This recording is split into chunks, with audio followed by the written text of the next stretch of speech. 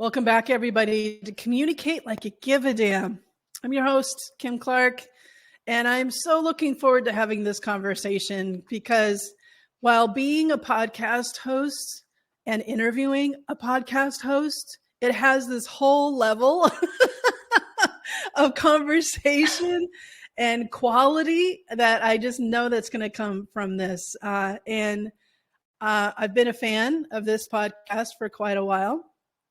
And you're going to get a real kick out of it. Some of you may have been, hopefully, you've been listening to it because this is going to be episode 40 something of Communicate Like You Give a Damn. And they are at 240 something episodes of Dear White Women is the name of the podcast. And we have one of the co-hosts of Dear White Women.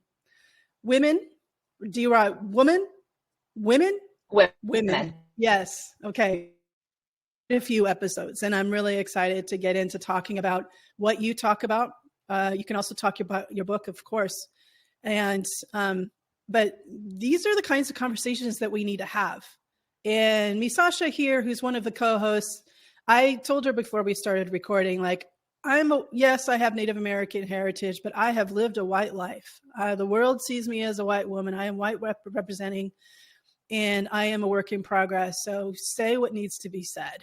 And so I'm really looking forward to this conversation because it's a really critical year. And that's one of the reasons I reached out to on the table and helping people learn some language around it. And we're communicators. So we're all about the language and the stories and engaging folks and putting a call to action to our work. So I am so thrilled to have you on Communicate Like You Give a Damn. Thank you for being here. Please introduce yourself.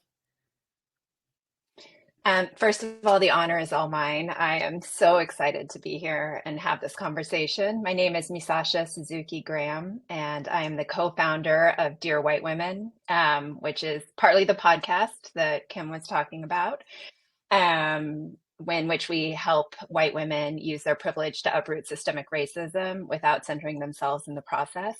We also have a book by the same title, Dear White Women, Let's Get Uncomfortable Talking About Racism. And besides that, I'm a speaker, writer, and facilitator. A little bit more than that. You're a lawyer as well. I thought I'd stop there for the, okay. Yes. I mean, we can get into all of that. Yeah. Depends how far you want to go. Like, you can go into all of it. Yes, I'm a lawyer. My mother likes to remind me that I am a lawyer. I do voting rights work right now, redistricting, election protection work. Not in the traditional law firm context anymore, though.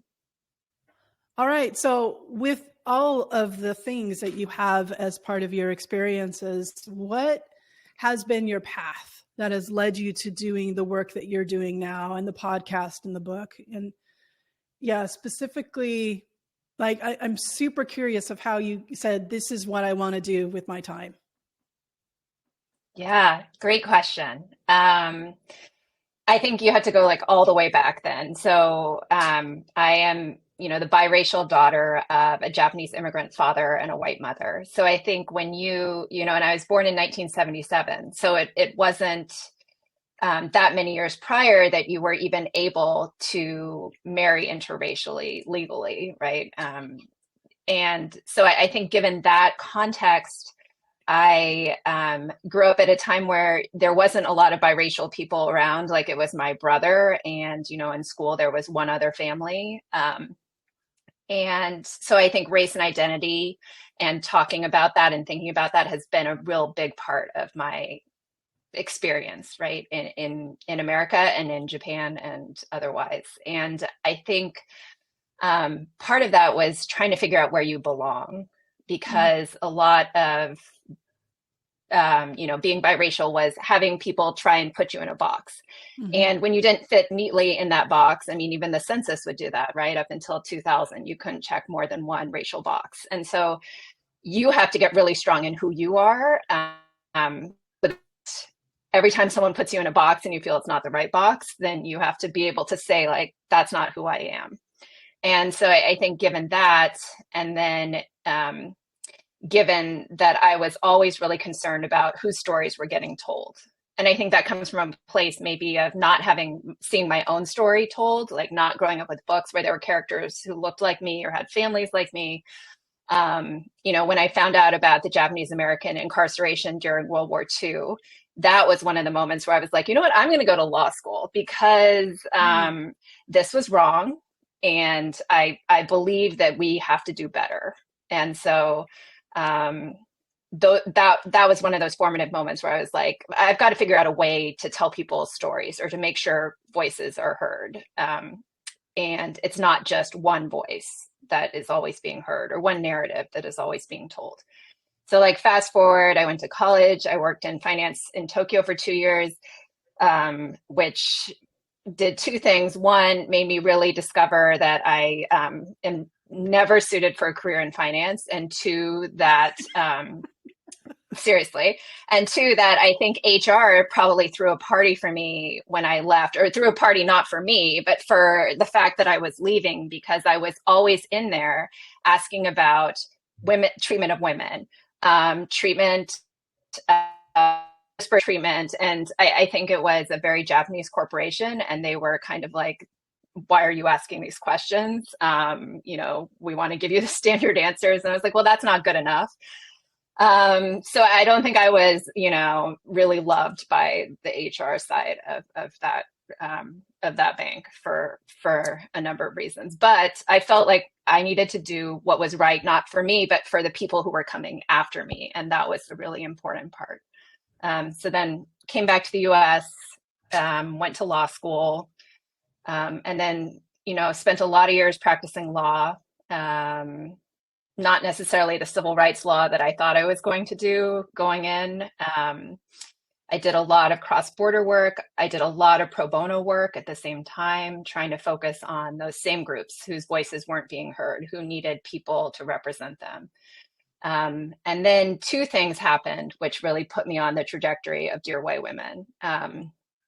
First of all, I got married and I had children. And I have boys who are now, I think they would call themselves tweens. I don't know. So they're kind of in this age where, they are moving out of the cute stage into a different stage of their adolescence. One, because I missed the cute stage already. And two, because they are Black, Japanese, and white. And so the world sees them as Black. And if you're Black boys moving from cute, you don't move from cute to like, I don't know, teenager, you move from cute to threatening. And so I think that not growing up Black in this country, yet raising Black sons, was something that was incredibly eye-opening for me, coming at it from my own biracial lens, coming at it from my own questions of race and identity and belonging, and now seeing very clearly, how my sons were being treated and how my family was being questioned and how I was very concerned for their safety and movements. And in our community, which I live in the Bay Area, it is considered, to be one of the more progressive areas. And yet, they have still been questioned as to whether they live around here. I have still been questioned as to whether I'm their nanny. There's a lot that went unsaid, I think, for a long time until 2016. And when Trump was elected, a lot of what was the undercurrent came out to be very vocal and open, even in these like highly progressive areas, or what people consider to be highly progressive areas. And in that whole time period, I realized, along with my best friend, my co-founder, who's also biracial, that the circles that we move in, and the circles that we were moving in, especially the circles that we were moving in after we had children, which is largely ones of, parents and with children who are doing similar things, or schools or whatever, were largely white, based on, the areas where we were living. And because we were biracial, we've been able to float through white circles our whole lives, in and out. And what that teaches you is a couple of things. First, that what's being said in those circles. Second, what's not being said. And third, what's being said when people believe that there's no person of color in that space. And I think the third part is also the part that no one says out loud, but we got to experience it. But what we also experienced was in the bucket of things not being said was, the fears that I was having for my own children, because that wasn't a fear shared by the white families in the area. And so I think that all those factors combined led Sarah, my co-founder, and me to think, like, what if we could change the conversation? What if we could take that conversation that has always been around the dominant narrative, the one that we have been taught in school, the one that has been sort of the through line of this country, and what if we could expand that to include so many more experiences than that dominant narrative? And then what if we did that and made communities and groups see what that could change down the line for our children? Because in the end, the reason why we started Dear White Women is for our own children, for my boys, for her girls. And that has been our hope. And from the inception in 2019 through, 5+ years later. Very impressive, really, to stay consistent. And what I also read from this consistency is like, you are, I hope that you've seen some movement and change. And I wouldn't be surprised if you said, no, we're still saying the same things 5 years later. But, like, you have faith in a demographic that has been responsible for electing Trump. Over 54% of white women vote for Trump. It increased from 2016 to 2020. And that's difficult to grapple with, because we're voting against ourselves when we do that. We're voting for somebody who has committed sexual assault, who has done all kinds of things to women. And so that mentality of voting against our own safety and rights and protections is something we need to really internalize and investigate, interrogate within ourselves. Why do we choose to do that? What are we prefacing as more valuable than our own safety and protections and rights? So what has been that trajectory? And thank you for your faith in our demographic. How has the conversation changed much in reaching white women and helping them understand their role in this work? Yeah, that sometimes my answer changes depending on the day, I will say. But I think overall, I believe that the fact that we are having these conversations more is a good thing. I think that it was harder to even have these conversations, right? And I think when I do a lot of work in schools and parent groups and talking to parent groups, especially about how do we talk to our kids about difficult things? How do we talk about race? How do we talk about racism? And I think at the start, especially, and not saying that it doesn't happen today, but a lot of the conversation was centered around, well, I don't want my white child to feel uncomfortable. So I don't want to have these conversations. And I think, the subtext is like, it's not that I don't want my white child to feel uncomfortable. I don't want to feel uncomfortable in trying to figure out how to have this conversation.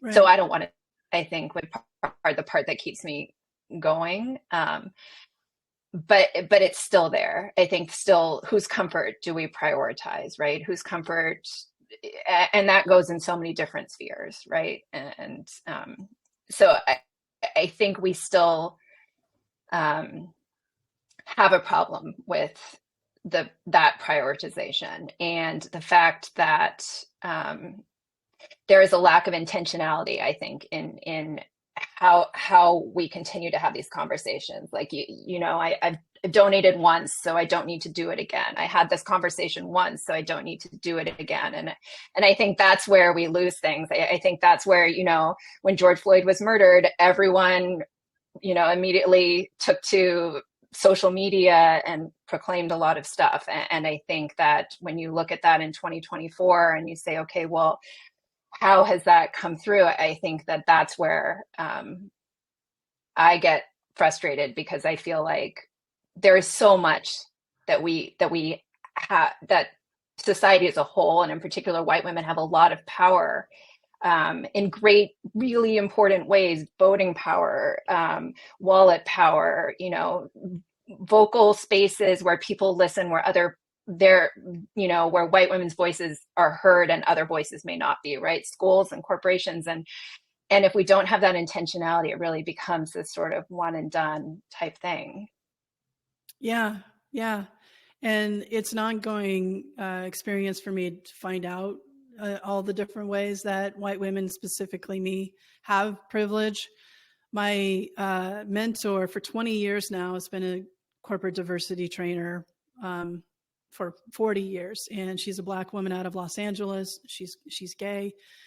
And when I said, I think I'm going to pivot my career from running internal communication departments in-house within organizations, and I want to strike out on my own and teach other communicators to do this work, how to apply a DEI lens on their communication strategies. And I said, but I won't do it if I'm the wrong person to do it. Like, just recognizing that, should a white woman be in DEI communications and being loud about it. I literally, for my birthday, was just given a megaphone. So clearly somebody says that I'm in the right direction. But my mentor literally said, and I checked this out with a variety of people who know me personally, but people who also know me professionally, all women of color. I approached them. I said, should I be doing this? Because is this a space that someone who looks like me should be in? And my mentor in particular, they all said, yes, you have to, which is that propels me. And it comes down to something that my mentor told me. She was the first person I asked, and she said, you're going to be in conversations and in rooms that I can't get into. You will be able to have access to people who would not listen to me. And so she's like, inclusion means everybody. It takes everybody because it impacts everybody. So you're part of that everybody. And so that leads me to my second question, which is, what was my third? I don't know. I'm not counting. Is that the last stat that I saw, Misasha, I don't know if you know this, but over 80% of communication roles, that's the last stat. And there might be more updated information. I hope that there is. I hope it's lower, but that at least 80% of professional communicators within organizations those roles are taken by people who look like me, men and women, but mostly women. And so, especially if we're running internal or employee communications, what are those downstream effects that you could potentially see when we're the ones that are putting together leader messaging, all hands and town hall messaging? We're writing content for Black History Month, and we shouldn't be, by the way, at Pride, API Heritage Month and stuff. Like, a little side note, we should not be writing it. So I'm kind of setting you up for an obvious answer here, but other things like organizational changes, other engagement survey results that we might be talking about internally in organizations. What are those potential downstream effects if the people who are responsible, it's our job to put together communication plans and write copy and content related to our organization that may have an adverse effect on the diversity of our organization? Yeah, I think that's such an important question, because I don't think people think about it enough. And I think, when you come at all of the comms work, right, from one narrative, from the narrative that is both happens to be the dominant narrative and your lived experience, right? It is hard to encompass everyone's narrative, right? Because you don't know. And I think that a lot of times it comes through that you, for lack of asking questions of the groups that you're really trying to address, to help, to further to, and hopefully not speak for, right? You come at it from a singular perspective. And I think that is damaging because sometimes, and how I've seen it happen is, you want to encompass everyone's feelings, right? Or how you feel everyone will feel or will view this. And so the message comes out in a way that really represents no one, or that there is fear of saying the wrong thing. And so then you stop yourself from saying what needs to be said, right? And that ties into a whole bunch of things like perfectionism, and like back to ignorance, and I'm not saying like willful ignorance even. I'm just saying ignorance based on what we have been taught to date and how our society has upheld white supremacy and continue to hold that through how we look at everything through these lenses. So I think that, it's a disservice to everyone, really. It's not just a disservice to the groups that you're speaking for or the groups that you're trying to represent, but it's a disservice to yourself as well, because it is a narrowly informed viewpoint. And I think that that tends to do more harm, because then groups know when you are trying to speak for them, and groups know when you're missing the mark as well. Mm-hmm. Yeah. And there's a part of the book that Janet, my co-author, and I talk about is building out this infrastructure. Like, if you can't get headcount, what can you do from other means, from relationships, internally, externally, building out the infrastructure, having an advisory group that reviews your content, that you pre-plan with ahead of time to say, what do you need to be said? So regardless of our identities, if we're holding these positions, we know how to be storytellers. We may own the channels, but if we're not a part of a community that is being that deserves this visibility, then that's when we just lean on those skills that we have, but we don't get to lead the content. We don't get to decide what are the 4 cultural observances. This drives me nuts, Me Sasha. Like internal comms people get, if you've heard me talk about this on the podcast before, it just drives me bonkers that, that companies will set up, here's a budget to internal comms, choose the 4 tier 1 cultural observances that we're going to put branding behind. And you've got some money for swag and wristbands. And I just want to blow all that up and saying that's not the way to go about it. That is just so performative. And so you have at least one episode about performative allyship. Yes. So yes, if you wouldn't mind talking about that and relating it to how to make sure, if we're holding these roles and it's our job, what do we need to do to ensure that we are not performative in our allyship, and that the content is what it needs to be, the actions that follow the content needs to be what it is, even if we all look like each other on the comms team.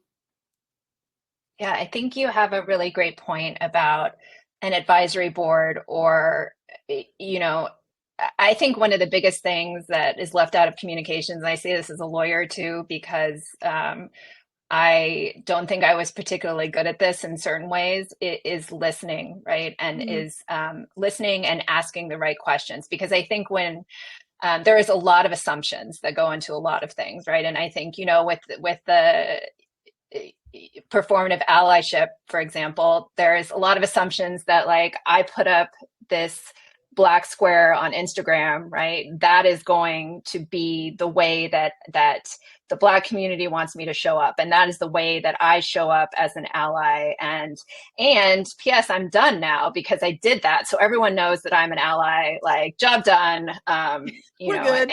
Without, right. We're good. Yes. And I think that, if you're asking questions of the community that you are trying to serve, and actually listening to the answers, not just, asking the question and be like, right, I thought you'd say that. Perfect. Let me just put this in here. We're good. And I think also, like, asking more than one person too, because I think that receiving end of that for something like an HPI, Heritage Month, or I don't speak for all Asian women, nor can I. And I think that sometimes if you feel like you check the box with one person of that group, then you're also done. And I don't think that it's as simple as that. And I think that if we're really working to get the message right, and to make it mean something, then we've got to be asking questions. We have to listen to the answers, because you will get, if you come at it from a place of openness too, right? Not sort of a confirming place where like, this is what I think. Yes. Okay.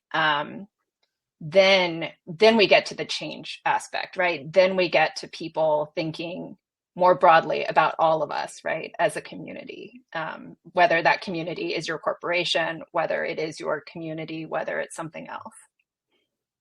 Great. Formative allyship, folks, that's a great place to start. And one thing I'll add is this thing that I talk to clients about, and it's called majority coding.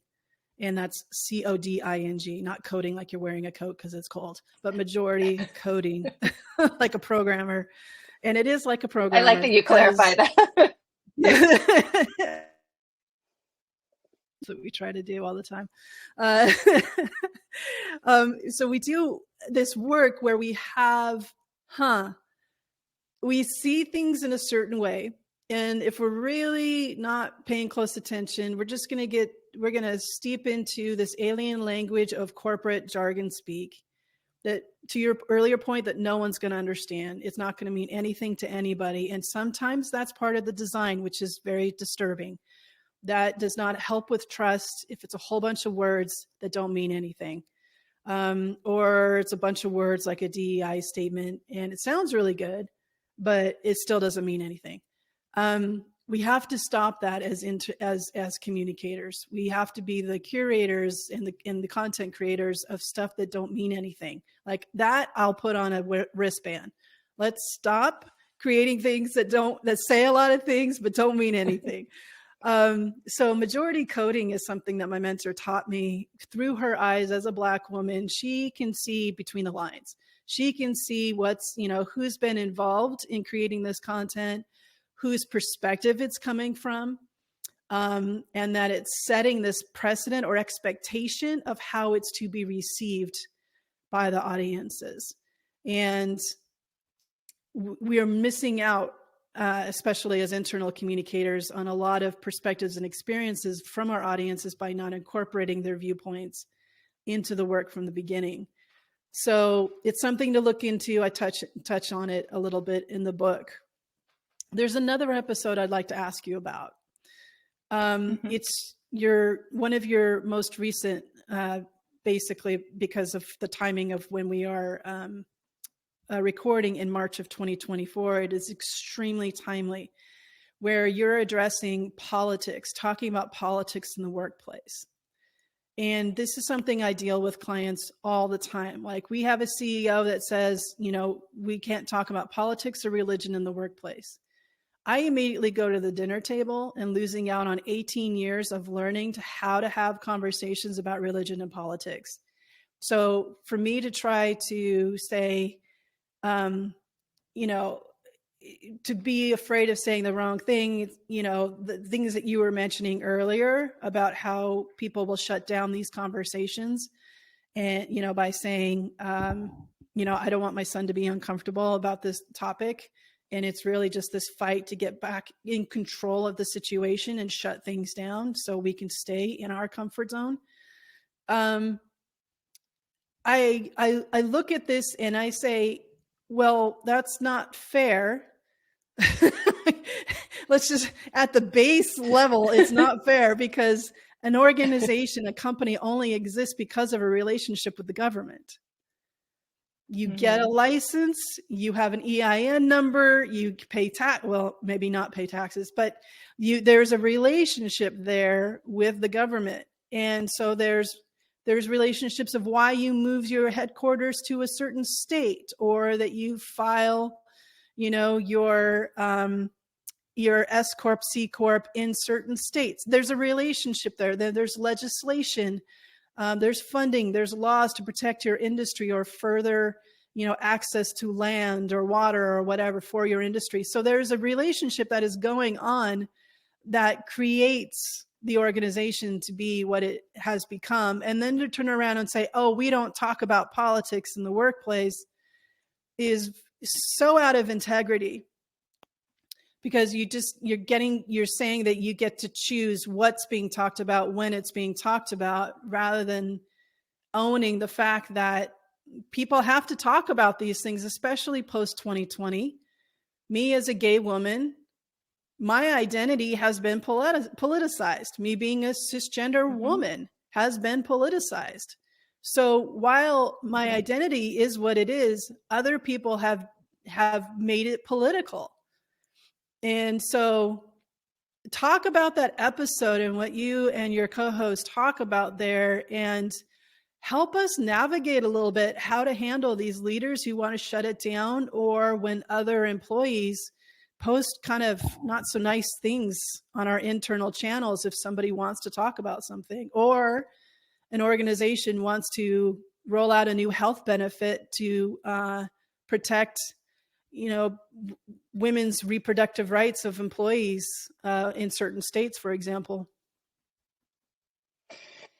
Yeah, I mean, the impetus for that episode was, I think, just hearing the phrase like, oh, stop being so political, or you're being, we don't talk about politics, and I have such a fundamental problem with that, kind of along the lines of what you were saying, because what isn't political these days? Like, there isn't really a boundary. I find it very hard to find that, because so much of our identity is wrapped up in political decisions that are made for or about us, and I think about Dobbs, right? And I think about, regardless of how you feel about, a woman's right to choose, that is bodily autonomy first and foremost. And I think that it is impossible to have a workplace where people are not affected daily by these decisions,